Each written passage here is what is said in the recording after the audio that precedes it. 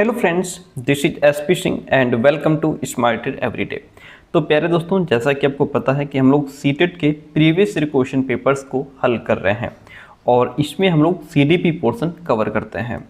आज के ये जो हमारे सीडीपी के 30 क्वेश्चंस रहने वाले हैं, ये हमारा क्वेश्चन पेपर है 17 जनवरी 2023 को जो आपका सीटेट एग्ज़ाम हुआ था फर्स्ट पेपर, ये उस क्वेश्चन पेपर के क्वेश्चंस रहने वाले हैं। इसका सेकंड पेपर इससे पहले वाली क्लास में हम करवा चुके हैं, ठीक है।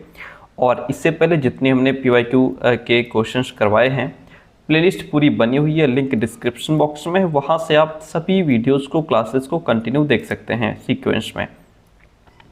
आइए शुरू करते हैं। पहला क्वेश्चन आपके सामने। क्वेश्चन कहता है, विकास का शीर्षगामी सिद्धांत क्या सुझाता है, यानी कि सेफेलोकॉडल, जो सेफेलोकॉडल है, प्रिंसिपल है ये डेवलपमेंट का, इसका मतलब यहाँ पे क्या है? विकास केंद्र से बाहर की ओर होता है? नहीं। अगर विकास केंद्र से बाहर की ओर होता है, ये इसको कहते हैं प्रॉक्सिमोडिस्टल। क्या कहते हैं? इसको कहते हैं प्रॉक्सिमोडिस्टल, DISTAL, इसको कहते हैं प्रॉक्सिमोडिस्टल, ठीक है। प्रॉक्सिमोडिस्टल जो सिद्धांत है, इसके अकॉर्डिंग विकास केंद्र से बाहर की तरफ जाएगा। प्रॉक्सिमोडिस्टल का मतलब, जैसे प्रॉक्सिमो का अर्थ होता है प्रॉक्सिमो का अर्थ होता है पास या फिर केंद्र, और डिस्टल का अर्थ होता है डिस्टल का अर्थ होता है दूर, यानी कि बाहरी भाग। तो पास से दूर की तरफ जब डेवलपमेंट जाएगा, विकास जाएगा, उसको केंद्र से बाहर की तरफ कहते हैं। इसके अकॉर्डिंग, इस सिद्धांत के अनुसार, पहले बच्चे का जो सेंटर है, जैसे हमारा चेस्ट हो गया, हमारी रीढ़ की हड्डी हो गई, ये सेंटर है। पहले बच्चा अपने इस धड़ को कंट्रोल करना सीखता है, फिर उसका कंट्रोल कंधों पर आता है, फिर भुजाओं पर आता है, फिर फिंगर्स की तरफ जाता है। तो ये समीप से दूर की तरफ जा रहा है, ठीक है। कंधे पास में हैं, हमारी फिंगर्स दूर हैं, तो समीप से दूर की तरफ जा रहा है। इसको कहते हैं प्रॉक्सिमोडिस्टल। ये हमारा, अगर प्रॉक्सिमोडिस्टल पूछेगा, हिंदी में इसको समीप दूराभिमुख सिद्धांत कहते हैं। अगर समीप दूराभिमुख पूछेगा तब आप इसकी तरफ जाएंगे। लेकिन यहाँ पे सेफेलोकॉडल पूछ रहा है। सेफेलोकॉडल का मतलब विकास सिर से पैर की ओर होता है, यानी कि जो डेवलपमेंट है हमारा, वो हेड टू टो जाता है, यानी कि सिर से पैर की तरफ आता है। कि पहले बच्चे का सिर डेवलप हुआ, फिर धड़, उसके बाद हमारे जांघें यानी थाइस, फिर हमारे पैर, और उसके बाद लास्ट में पैर की फिंगर्स, टो तक हमारा डेवलपमेंट जाता है, ठीक है। तो इस तरीके से पहले बच्चे के सिर और गर्दन की जो मांसपेशियां हैं वो डेवलप होती हैं, उसके बाद हाथ, धड़, और लास्ट में पैरों का डेवलपमेंट होता है। उसे कहते हैं हम शीर्षगामी सिद्धांत, जिसको सेफेलोकॉडल कहा जाता है। विकास सिर से पैर की तरफ जाता है। प्रॉक्सिमोडिस्टल पूछेगा तो केंद्र से बाहर की तरफ जाएगा, ठीक है। सभी व्यक्तियों में समान दर से विकास नहीं होता, रेट ऑफ ग्रोथ डिफरेंट होती है, जिस पर प्रभाव पड़ता है उसकी आनुवंशिकता का, एटमॉस्फेयर का, लालन पालन का, पोषण का, खान पान का, स्वास्थ्य का, इन सब चीज़ों का प्रभाव पड़ता है। हाँ, विकास हमारा प्रकृति और वातावरण की मिश्रित क्रिया का ही एक परिणाम है, ठीक है। लेकिन यहाँ पे सिद्धांत पूछ रहा है, तो सिद्धांत ये है नहीं। हालांकि बात तो ये ठीक है, लेकिन सिद्धांत पूछ रहा है वो ये नहीं है, ठीक है। तो अकॉर्डिंग टू द क्वेश्चन हम second number, option number B के साथ में चले जाएंगे। आगे बढ़ते हैं। अगला क्वेश्चन लीजिए, निम्न में से कौन सा आनुवंशिक कारक है जो विकास को प्रभावित करता है? सामाजिक नीतियां जो हैं, ये विकास को प्रभावित तो करती हैं, लेकिन ये आनुवंशिक कारक नहीं है। ये कौन सा कारक है? ये हमारा पर्यावरणीय कारक है, ये इन्वायरमेंटल फैक्टर है। ये क्या है? ये इन्वायरमेंटल फैक्टर है, ये आनुवंशिक कारक नहीं है। शैक्षिक संस्थाएं, ये क्या है? ये भी इन्वायरमेंटल फैक्टर हैं, ये भी पर्यावरणीय कारक हैं, आनुवंशिकता नहीं है।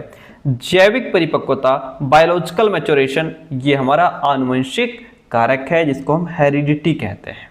इससे क्या होता है कि जो हमारे शरीर की बनावट है, जो बॉडी स्ट्रक्चर है, बच्चे की बुद्धि, उसका रंग, कद, काठी, लिंग, है ना, ये सब चीज़ें उसकी बायोलॉजिकल मैच्योरेशन होती हैं, ठीक है।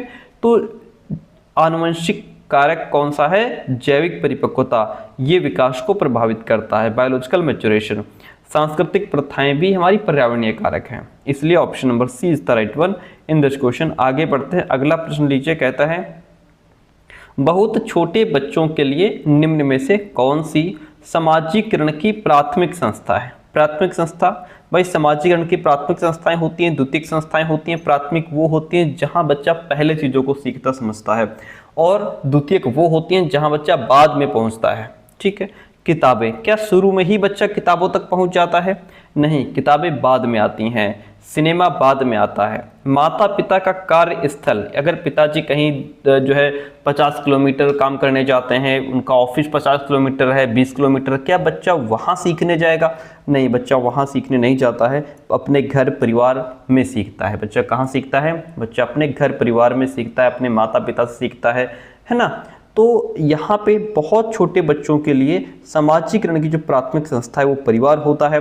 मैंने आपको 50 बार समझाया है समाजीकरण क्या होता है, सोशलाइजेशन। इसका मतलब होता है कि बच्चे को समाज के नियम, समाज के मूल्य, उसकी भाषा, संस्कृति, रीति रिवाज, रहन सहन, व्यवहार, ये सब कहाँ सीखता है? पहले वो अपने फैमिली से, अपने परिवार से सीखता है, कैसे एक दूसरे की हेल्प करनी है, सहयोग करना है ना। तो बहुत छोटे बच्चों का सबसे पहला और मुख्य समाजीकरण परिवार में ही होता है। Option D is the right one in this question. अगला प्रश्न लीजिए भाई, जीन पियाजे के संज्ञानात्मक विकास सिद्धांत के अनुसार अधिकतर बच्चे किस चरण में मूर्त समस्याओं के बारे में तार्किक रूप से सोचने में सक्षम हो जाते हैं? मूर्त समस्याओं के बारे में, मूर्त समस्याओं के बारे में इसका मतलब यह है कि जो चीज़ें उनके सामने उपस्थित हैं, जो चीज़ें उनके सामने प्रेजेंट हैं, उनके बारे में वो तर्क कर सकते हैं, उनके बारे में वो तार्किक रूप से सोच सकते हैं। ठीक है, तार्किक रूप से उनके बारे में सोचने में सक्षम हो जाते हैं, जो चीज़ें उनके सामने मूर्त रूप में उपस्थित हैं। ठीक है, ये गुण कहाँ आएगा? मूर्त रूप से वो तब सीख पाएगा जब वो मूर्त संक्रियात्मक अवस्था में पहुंच जाएगा, यानी कि मूर्त संक्रियात्मक अवस्था जो कि हमारी 7 से 11 साल की अवस्था है। यहाँ पे आकर के बच्चा जो चीज़ें उसके सामने होती हैं उनके बारे में तार्किक रूप से सोच सकता है। इसके बाद जब वो यहाँ पे आएगा, 11 से प्लस हो जाएगा, तब वो अमूर्त चीज़ों के बारे में सोच पाएगा, जहाँ वो इमेजिनेशन करके, कल्पना करके चीज़ों के बारे में सोच पाएगा। ठीक है, एक बार मैं सारे गुण बता दूँ, ये सारी अवस्थाओं के बारे में बता दूं। ये हमारी सेंसरी मोटर स्टेज होती है जो 0 से 2 वर्ष की होती है अकॉर्डिंग टू जीन पियाजे। यहाँ पे बच्चा अपने सेंस ऑर्गन के माध्यम से, अपने इंद्रियों के माध्यम से, जैसे चूसना, सूंघना, गंध के माध्यम से देख करके चीज़ों को समझता है। पूर्व संक्रियात्मक अवस्था प्री ऑपरेशनल स्टेज होती है, ये हमारी 2 से 7 साल की होती है। ठीक है, यहाँ पे बच्चे के अंदर सिंबॉलिक थॉट आ जाएगा, एनिमिज्म आ जाएगा, ईगोसेंट्रिक बच्चा होता है यहाँ पे। एंड बाकी मैंने जो अभी नाम लिए मैंने कि सिंबॉलिक थॉट, एनिमिज्म, ईगोसेंट्रिक, इनको अलग अलग करके खूब समझाया है। ठीक है, और मूर्त संक्रियात्मक अवस्था तो मूर्त समस्याओं के बारे में यहाँ पे सोच पाएगा। औपचारिक संक्रियात्मक, यहाँ बच्चा 11 प्लस होगा, और 11 प्लस यानी कि 11 से 15 वर्ष का बच्चा यहाँ पे अमूर्त चीज़ों के बारे में, जो एब्स्ट्रैक्ट चीज़ें हैं, जो उसके सामने उपस्थित नहीं है, उनके बारे में भी वो कल्पना करके और सोच पाएगा, समस्या को समाधान कर पाएगा इमेजिनेशन तरीके से, यानी कि सोच करके उसके बारे में। According to the question option C right हो जाएगा। बाकी हम अगले प्रश्न की तरफ आएंगे। जीन पियाजे के अनुसार व्यवहारों और विचारों का संयोजन, समझिए क्वेश्चन को समझिए, विचारों का संयोजन, व्यवस्थीकरण, पुनर्संयोजन और पुनर्व्यवस्थीकरण करके सुसंगत प्रणाली में लाना क्या कहलाता है?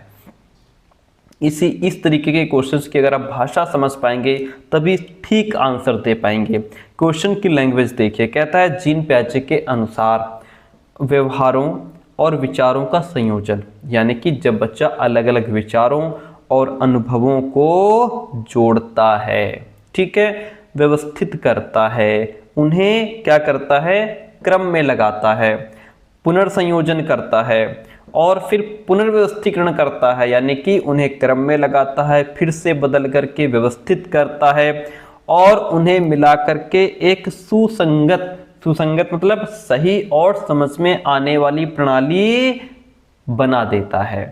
तो इसको क्या कहते हैं? तब इसको संगठन कहते हैं, इसको ऑर्गेनाइजेशन कहते हैं। आई बात समझ में?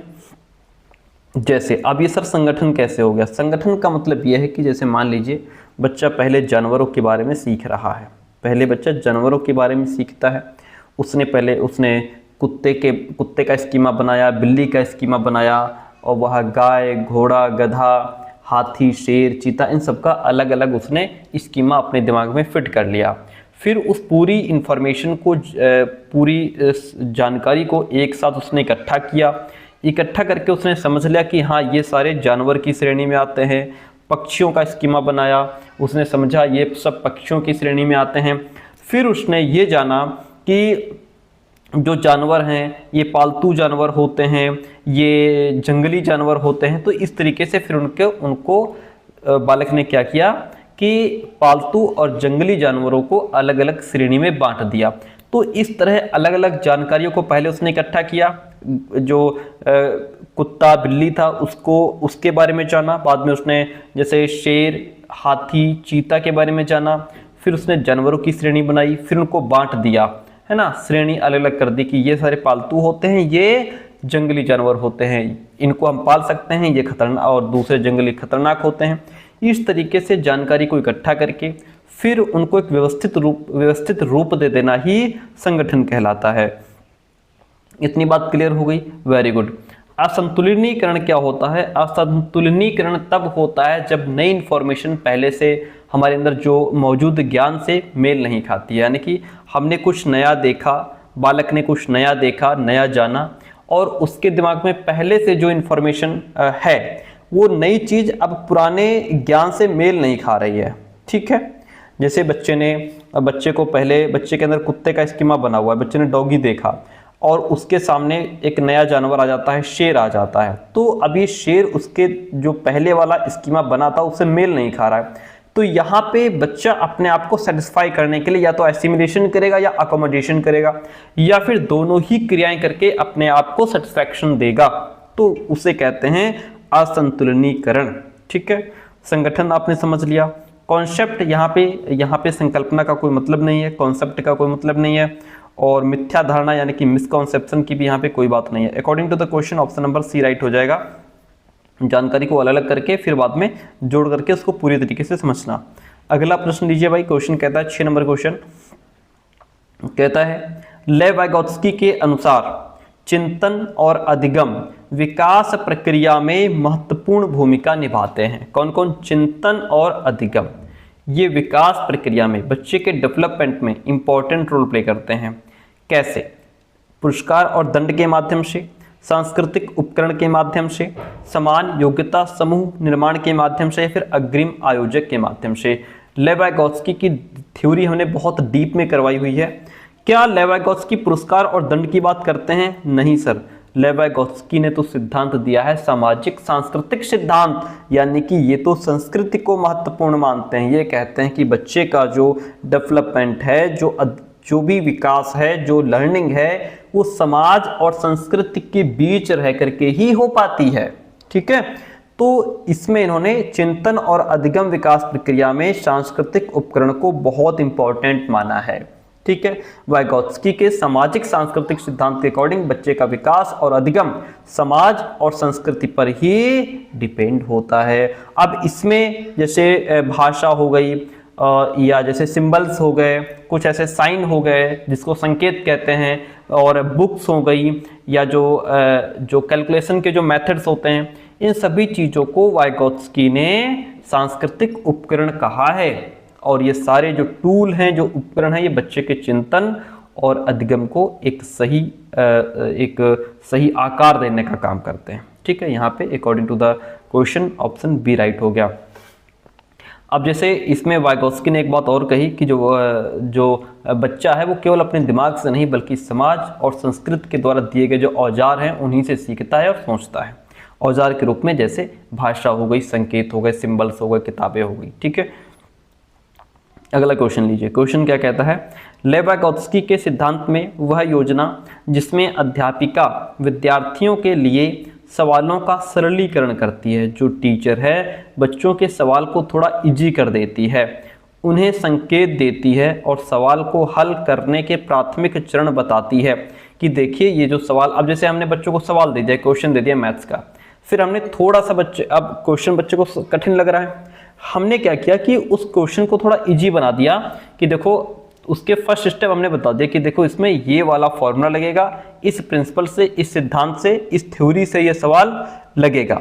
ठीक है, इसमें वो वाला फॉर्मूला लगा देना, सवाल तुम्हारा लग जाएगा। पहले ये लगाना, फिर इसके बाद ये फॉर्मूला इसमें आएगा, और लास्ट में दूसरा ये फॉर्मूला लगा करके सवाल तुम्हारा कंप्लीट हो जाएगा। अब बच्चे के समझ में आ गया कि हाँ ये सवाल इस तरीके से लगेगा, अब सवाल लगा लेगा बच्चा, तो वो इसके प्राथमिक चरण बता देती है ताकि वो दी गई समस्या के समाधान को खोजने में आने वाली बाधाओं को पार कर सकें। इसको क्या कहते हैं प्यारे दोस्तों, सिंपल भाषा में इसको पार कहते हैं, इसके फोल्डिंग कहते हैं, जो कि एक टेम्परेरी हेल्प होती है जो कुछ समय के लिए बच्चे को दी जाती है। यहाँ पे बच्चे की समस्या को पूरा हल नहीं किया जाता, बस उसके कुछ स्टेप्स बता दिए जाते हैं, उसकी समस्या को थोड़ा आसान कर दिया जाता है, एक टेम्पररी हेल्प दे दी जाती है, और जब बच्चा वो सवाल हल करने लगता है तो वो हेल्प हटा ली जाती है, वो सहायता हटा ली जाती है। जैसे बिल्डिंग बनाते समय हम लकड़ी का यूज़ करते हैं, उसमें तख्ते बल्ली का यूज़ करते हैं, फिर बाद में जब वो कंप्लीट हो जाता है घर तो उसको हटा लिया जाता है, तो एक टेम्पररी हेल्प दी जाती है। लाइक दैट यहाँ पे भी वही टेम्पररी हेल्प होती है। ठीक है, आई बात समझ में। इससे हम क्वेश्चन को आसान बना देते हैं, टीचर उसको संकेत देता है, और जो स्टार्टिंग के कुछ स्टेप्स होते हैं वो बता दिए जाते हैं ताकि बच्चा धीरे धीरे खुद प्रॉब्लम सॉल्व करना सीख पाए। आई बात समझ में। अब यहाँ पे जैसे अनुरूपक लिखा हुआ है, अनुरूपक का मतलब सर क्या होता है? अनुरूपक का मतलब होता है कि समानता के आधार पर कंपैरिजन करना। कुछ चीजें हैं वो एक जैसी हैं, समान है, अब समानता के आधार पर तुलना करना, या एक चीज को दूसरी चीज के अनुरूप समझना, ये होता है एनालॉगी। परिपक्वता क्या होती है? परिपक्वता मतलब जैसे ये एक मैच्योरेशन आ जाना बच्चे के अंदर, बच्चा परिपक्व हो रहा है।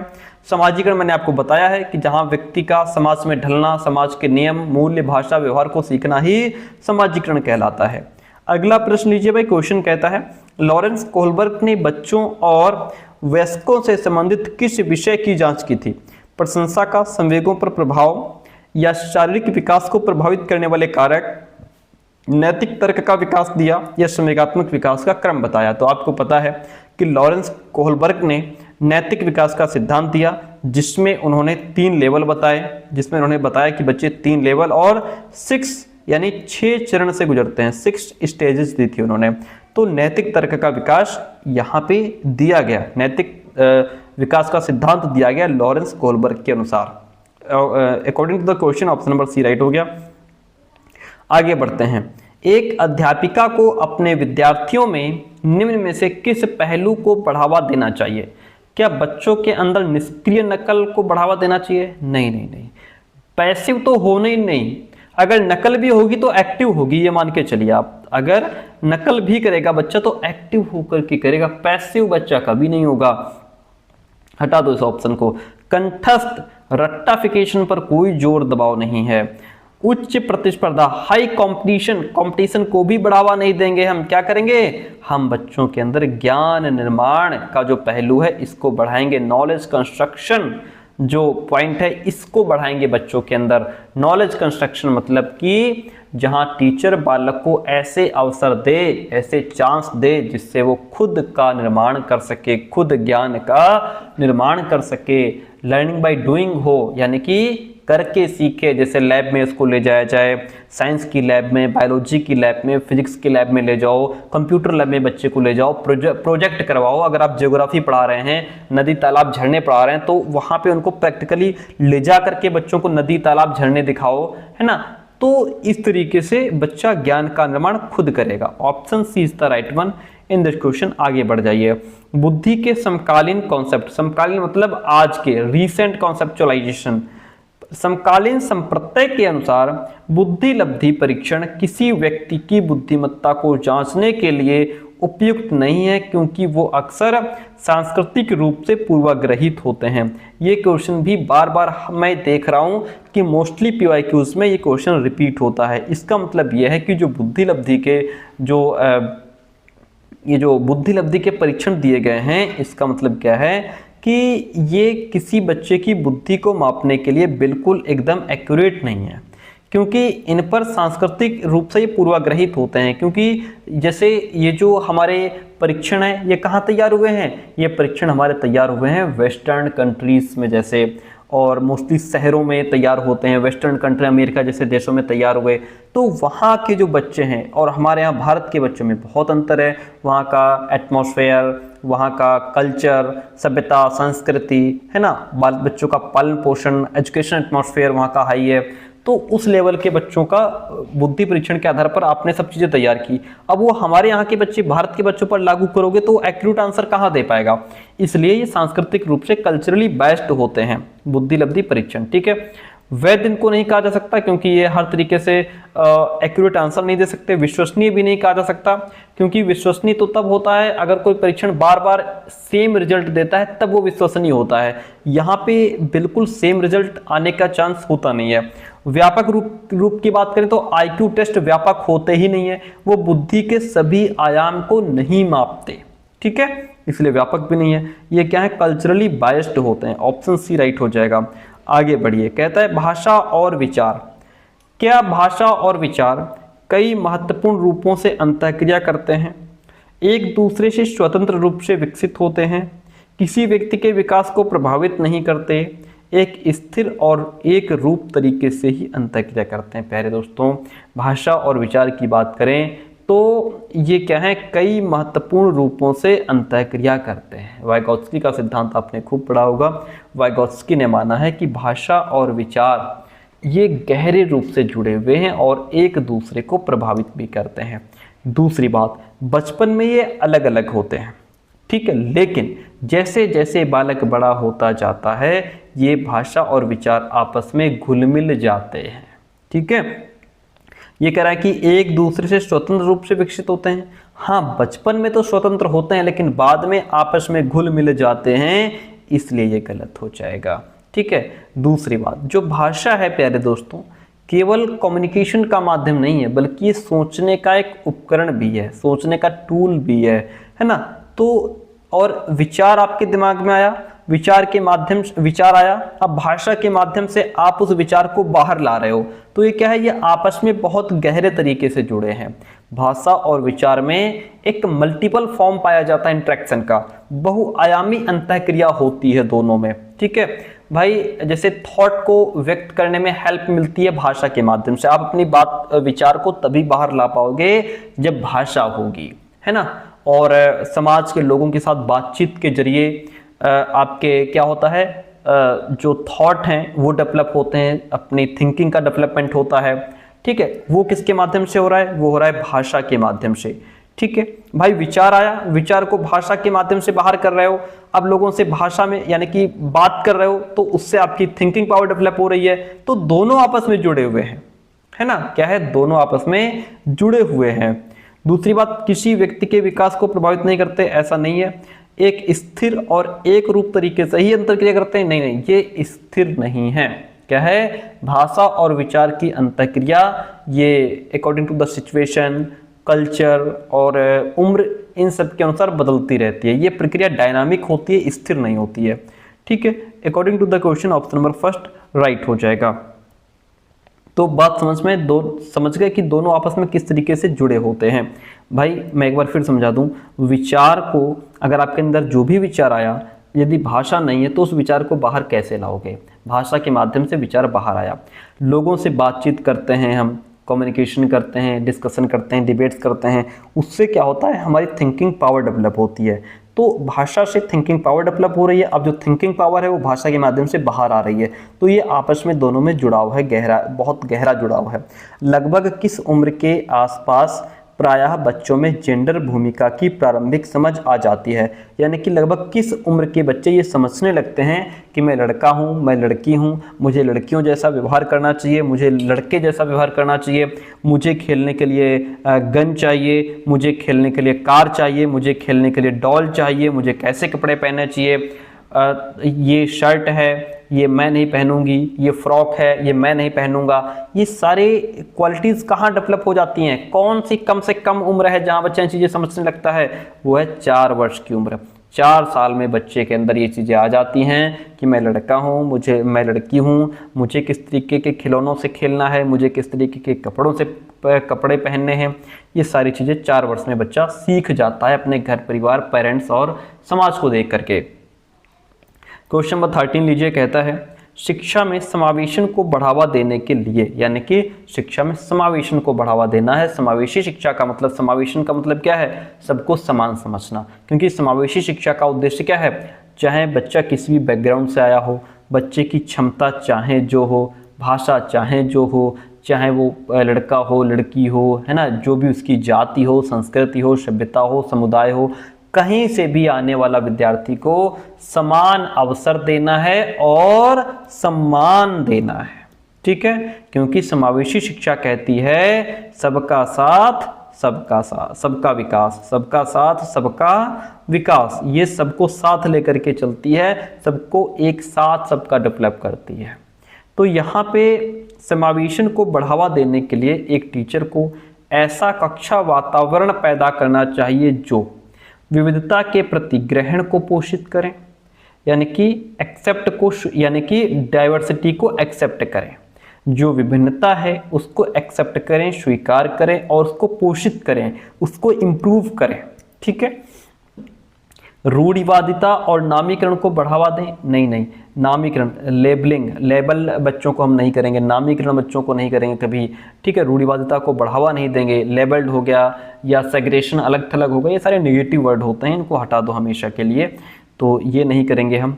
योग्यता के बारे में सत्य धारणा को पोषित करना, सत्य धारणा को पोषित करने का मतलब क्या होता है कि जो हम एक फिक्स्ड माइंडसेट बना लें, फिक्स्ड माइंडसेट। अब इन्हीं तरीके के पॉइंट को समझने की जरूरत है आपको। सत्य धारणा यानी कि फिक्स्ड माइंडसेट बना लें कि ये मान लेना कि योग्यता स्थायी है और बदली नहीं जा सकती। हम ये मान लें कि हमारे अंदर बस इतनी ही योग्यता थी, इतनी ही क्षमता थी हमारी सीखने की, हम इतना ही सीख सकते थे, अब हम आगे नहीं सीख पाएंगे क्योंकि हमारी योग्यता खत्म है। अगर ये मान लेंगे तो क्या हम आगे सीख पाएंगे? नहीं सीख पाएंगे, हम एफर्ट तक नहीं करेंगे, प्रयास तक नहीं करेंगे सीखने का, क्योंकि हमने ये मान लिया कि हमारी इतनी ही क्षमता थी। तो ये गलत है। योग्यता फिक्स्ड नहीं है, योग्यता फिक्स्ड नहीं है, इसको बढ़ाया जा सकता है, कोशिश करके, प्रयास करके, मेहनत करके बढ़ाया जा सकता है कोई। ठीक है, यहाँ पे फिक्स्ड माइंडसेट नहीं होना चाहिए, यहाँ पे ग्रोथ माइंडसेट होना चाहिए। क्या होना चाहिए? ग्रोथ माइंडसेट होना चाहिए। समावेशन के लिए जरूरी है कि विकासशील मानसिकता यानी कि ग्रोथ माइंडसेट की हर कोई सीख सकता है, इस चीज को बढ़ावा देना है। ओके, विद्यार्थियों में कंपटीशन को बढ़ाएंगे? नहीं, हम विद्यार्थियों में कंपटीशन को नहीं बढ़ाएंगे प्यारे दोस्तों, हम बच्चों में सहयोग की भावना डेवलप करेंगे, सहानुभूति की भावना डेवलप करेंगे, ग्रुप में काम कर सकें बच्चे, इस तरीके की भावना को डेवलप करेंगे। According to the question option first right हो जाता है एंड आई होप कि क्वेश्चन आपको समझ आ रहा होगा।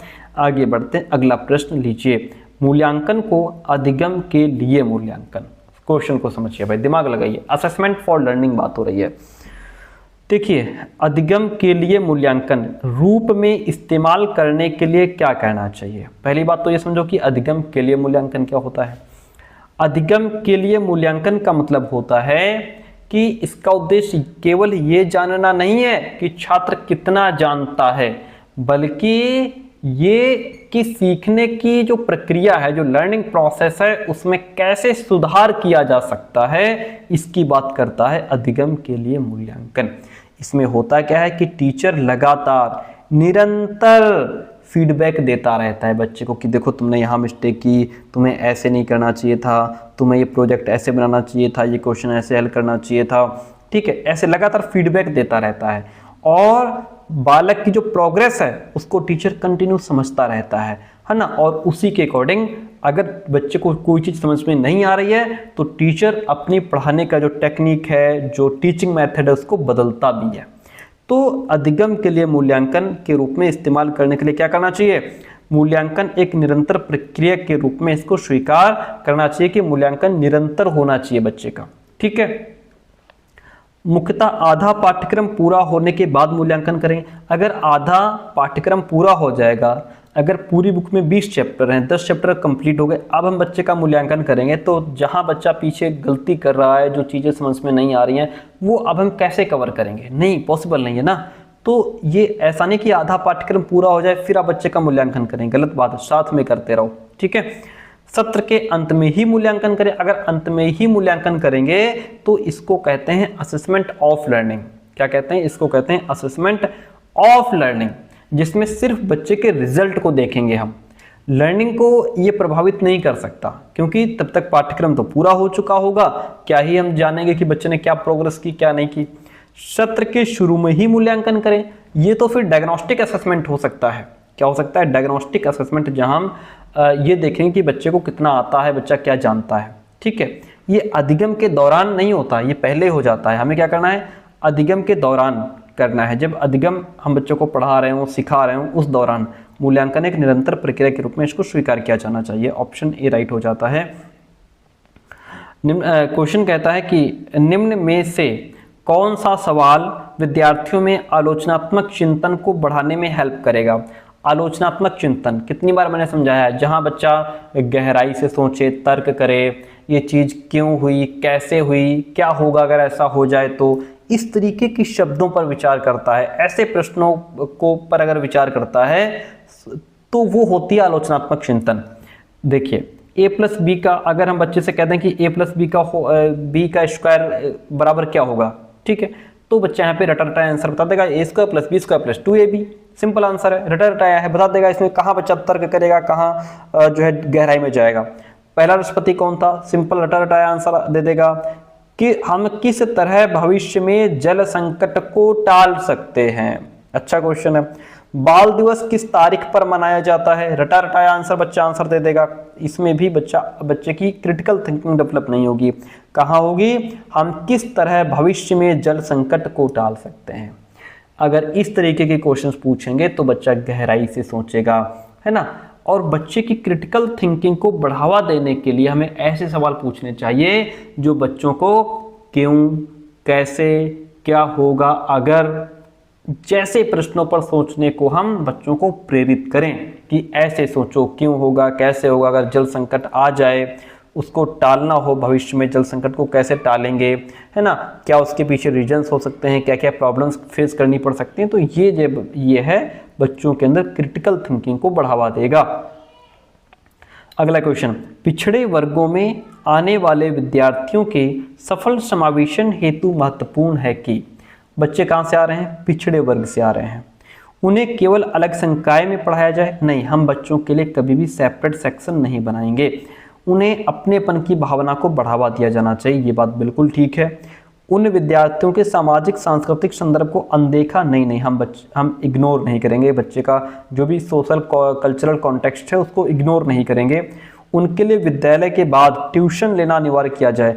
क्यों? जरूरी नहीं है, ये नहीं जरूरी है कि आप बच्चों को ट्यूशन पढ़ाओ। हो सकता है पेरेंट्स बेचारे आर्थिक स्थिति ठीक ना हो, है ना, तो ट्यूशन कोई ऑप्शन नहीं है।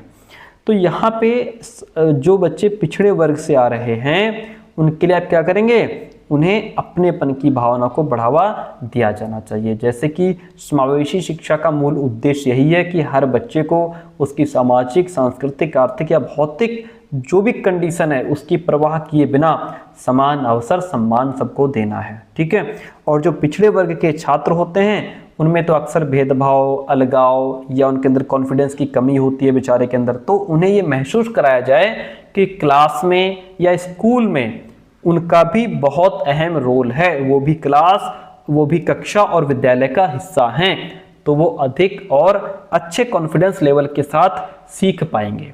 ठीक है। और उनके लिए अपनेपन की भावना उनके लिए बहुत ज़्यादा ज़रूरी है, जिससे वो अपने आप को जुड़ा हुआ महसूस करेंगे। ठीक है। और एक्टिव होकर की चीज़ों में पार्टिसिपेट कर पाएंगे।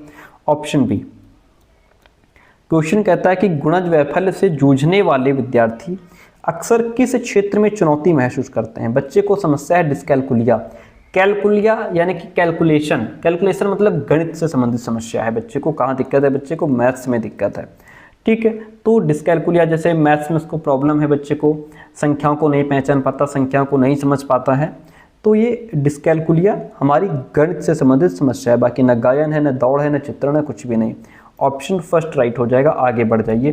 क्वेश्चन कहता है निम्न में से कौन सा प्रावधान दृष्टिबाधिता से जूझने वाले विद्यार्थियों के समावेशन में बाधक बन जाता है?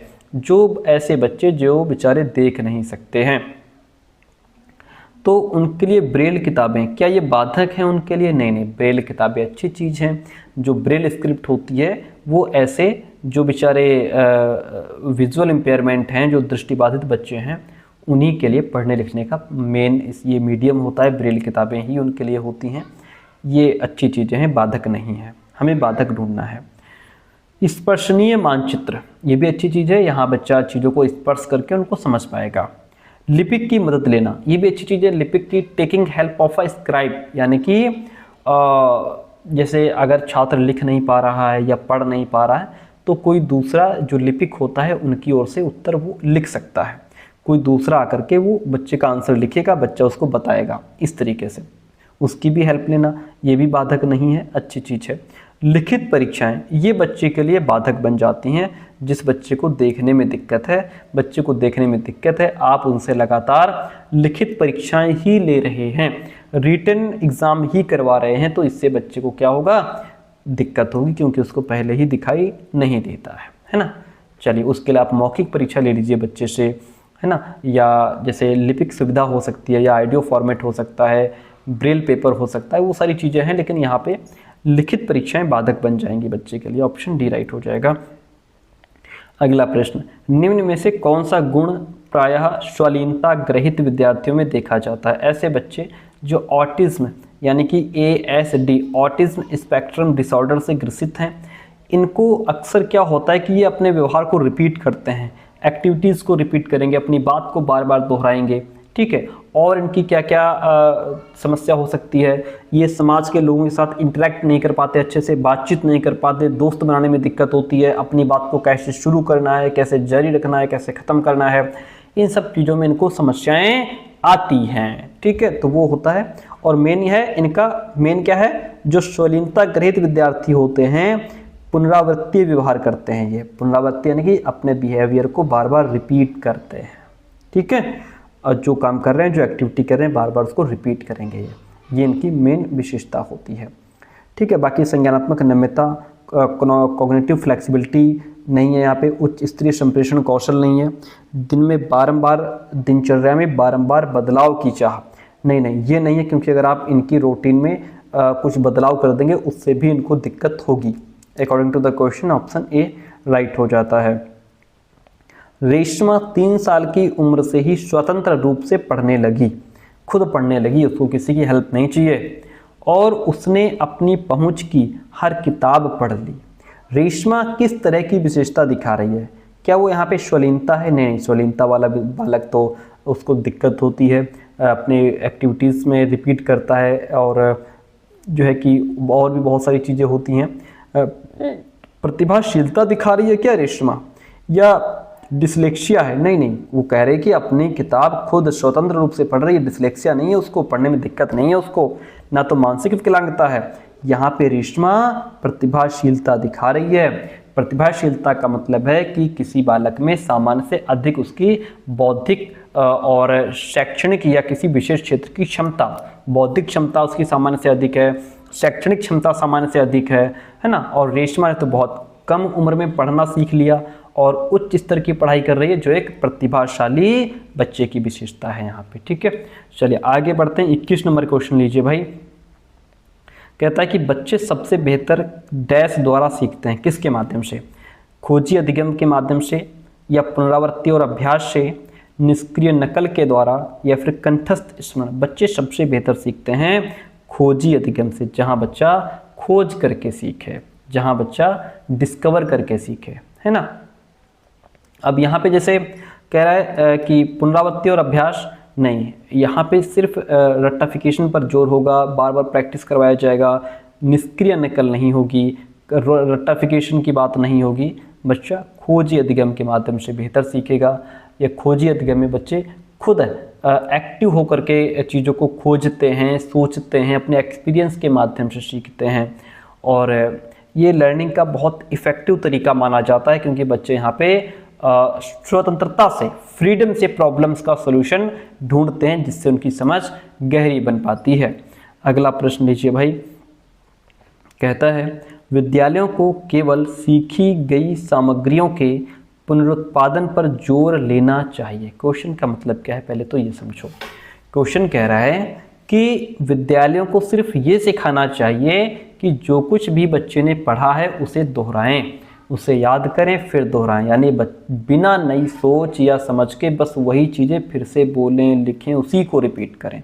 ये चीज़ ठीक नहीं है, ये गलत है। मतलब ये है कि स्कूल बच्चों को नया सोचने या समझने की बजाय सिर्फ याद करने पर और दोहराने की आदत डाल रहा है यहाँ पे, है ना। जैसे कि कोई सवाल पूछा जाए तो बच्चा सिर्फ रटा रटाया आंसर दे, ये सारी चीज़ें हम नहीं करेंगे। हम यहाँ पर बच्चा नया कब सोचेगा, नया कब समझेगा, बच्चा अपना दिमाग कब लगाएगा, गलत बात है। क्वेश्चन कहता है कि स्मृति ना तो रचनात्मक होती है और ना ही निर्वचनात्मक होती है। देखिए अब यहाँ की अगर हम बात करें तो ये भी ऑप्शन हमारा गलत है, क्योंकि स्मृति जो है वो एक रचनात्मक प्रक्रिया है, जहाँ बालक के अंदर पहले से जो प्रीवियस नॉलेज है उसकी मेमोरी में, उसी के बेस पे वो अपना नया ज्ञान ग्रहण करता है। प्रीवियस नॉलेज के बेस पे ही वो नई चीज़ें सीखता है, तो ये एक रचनात्मक है, क्रिएटिविटी है। मेमोरी भी हमारी क्या है, क्रिएटिव है। दोनों ऑप्शन गलत हो जाएंगे, ए और आर दोनों गलत हो गए। 23 नंबर क्वेश्चन लीजिए, एक अध्यापिका को कैसे अधिगम क्रियाकलाप बनाने और संपादित करने चाहिए। कैसे अधिगम क्रियाकलाप बनाने चाहिए, देखिएगा जिनकी प्रवृत्ति अति अमूर्त हो। अगर आप कुछ ऐसी चीज़ें बच्चों के लिए बनाएंगे, ऐसा सिखाएंगे जो बिल्कुल अब्स्ट्रैक्ट हैं, बिल्कुल केवल इमेजिनेशन वाली हैं, कल्पना वाली हैं, तो ये गलत है। क्योंकि बच्चा, हो सकता है कोई बच्चा ऐसा हो जिसकी इमेजिनेशन पावर इतनी बढ़िया ना हो, वो इतने अच्छे तरीके से ना सोच पाए। तो बच्चों के लिए जो मूर्त चीज़ें हैं, जो सामने रखी जाने वाली चीज़ें हैं, वो ज़्यादा ज़रूरी है। ठीक है, ज़्यादा मूर्त बना देंगे तो इससे बच्चा बोर हो जाएगा। जो विद्यार्थियों की रुचि के अनुरूप हो, ये तो अच्छी चीज़ है। जो विद्यार्थियों के परिवेश से गैर और अन्य देशी हो, ये बिल्कुल गलत है। ऐसी चीज़ें आप बच्चों के लिए तैयार कर दोगे जो बच्चे के कॉन्टेक्स्ट से रिलेट ही ना करती हो, ये भी गलत है। जिनका उद्देश्य सिर्फ पूर्व ज्ञान का पुनरुत्पादन मात्र हो। अगर बच्चे का पूर्व ज्ञान का पुनरुत्पादन, यानी कि जो बच्चे ने पहले सीखा समझा बस उसी को बार बार आप रिपीट कराते जाएंगे, दैट इज़ नॉट गुड। सबसे बेस्ट ऑप्शन ये है कि बच्चे के लिए ऐसा अधिगम सामग्री या ऐसी लर्निंग एक्टिविटीज़ तैयार करो जो बच्चे के इंटरेस्ट के अनुरूप हो, जिसमें बच्चे को सीखने में, समझने में मजा आए, जिसमें बच्चा रुचि लेता हो। ऐसी चीज़ें डिजाइन कीजिए बच्चों के लिए।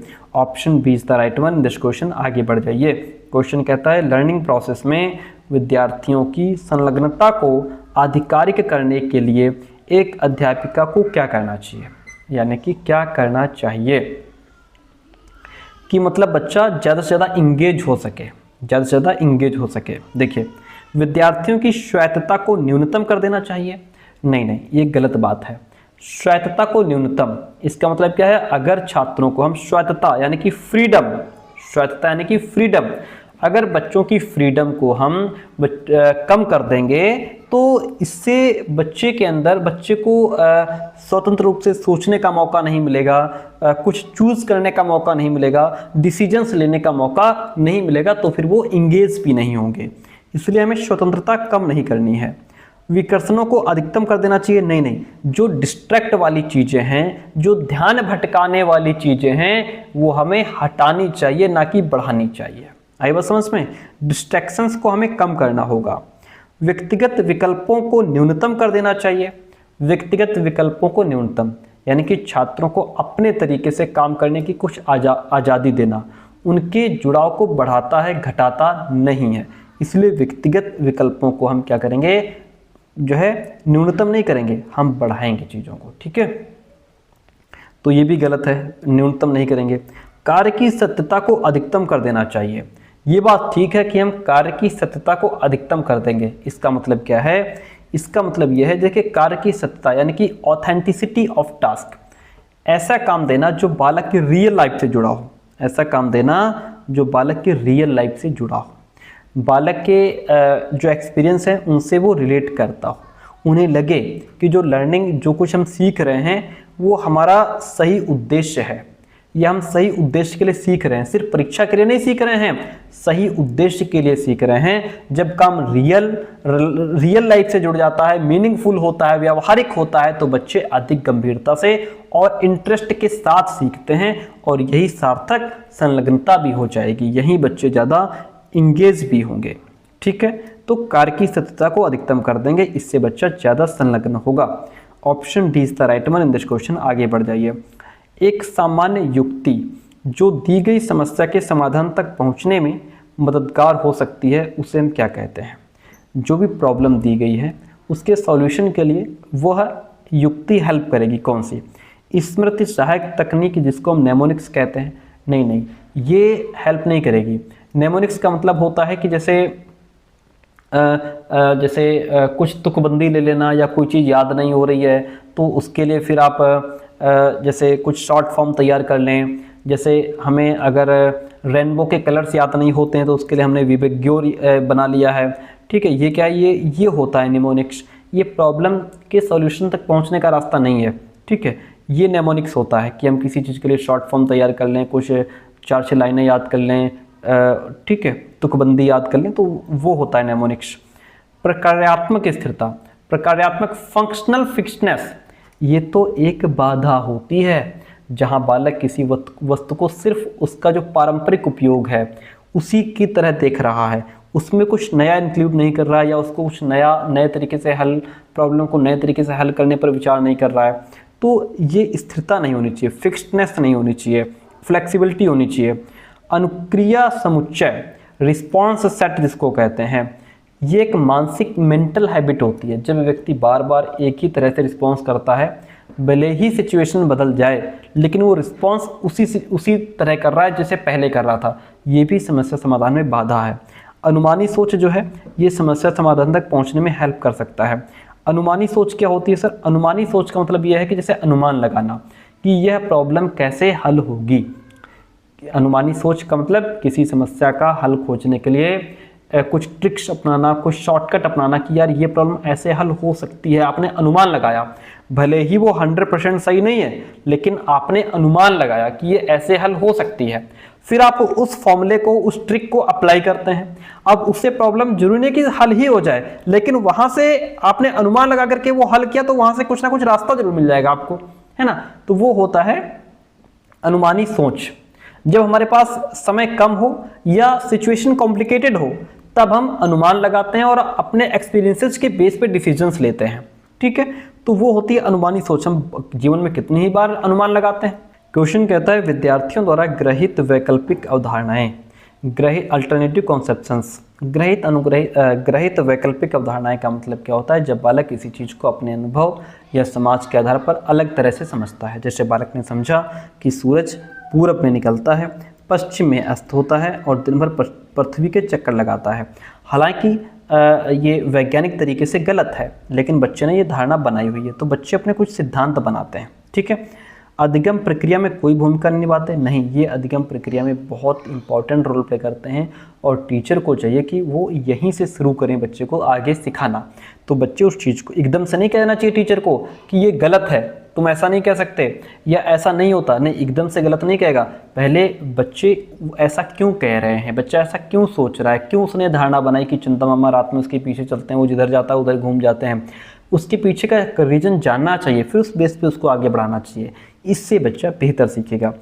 अतार्किक अविवेकी नहीं होते हैं, इसके पीछे बच्चे ने कुछ ना कुछ तो तर्क बनाया होता है। विद्यार्थियों के सहज सिद्धांतों ज्ञान को दर्शाती हैं। ये बात बिल्कुल सही है कि इसके पीछे बालक ने क्या सिद्धांत बना रखा है, क्या ज्ञान इसके पीछे बच्चे ने हासिल किया है।